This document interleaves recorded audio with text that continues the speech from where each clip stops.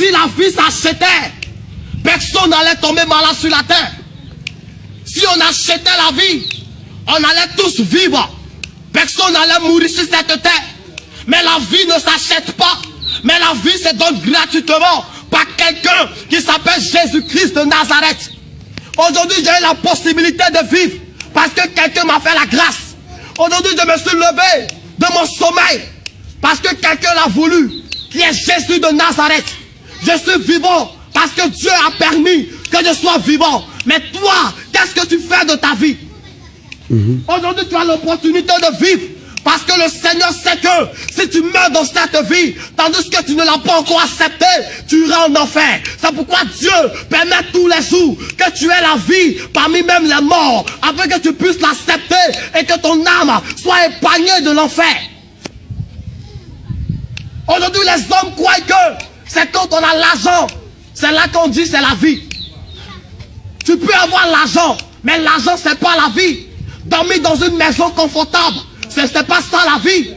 Être belle, c'est pas ça la vie. Manger bien, c'est pas ça la vie.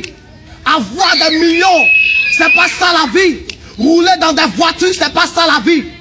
On croit que la vie, ce sont ces choses-là.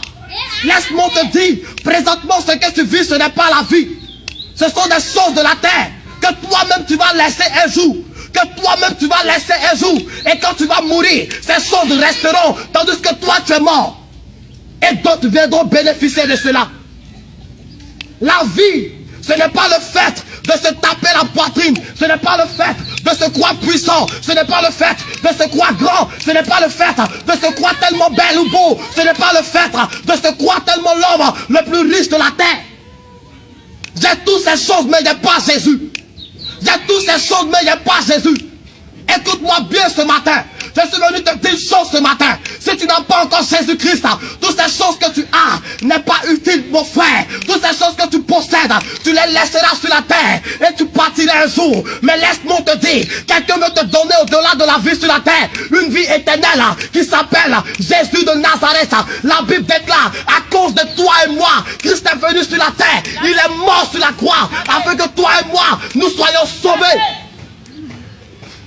Si lorsqu'on l'accepte, tu n'as pas Jésus, tu n'as pas la vie. Tu n'as pas Jésus, tu n'as pas la vie. La vie, c'est pas ton argent. La vie, c'est pas ta maison. La vie, ce ne sont pas tes voitures. La vie, c'est pas ta beauté. La vie, ce n'est pas ce que tu as. Mais la vie, c'est Jésus. Je peux m'auto-proclamer l'homme le plus puissant de la terre.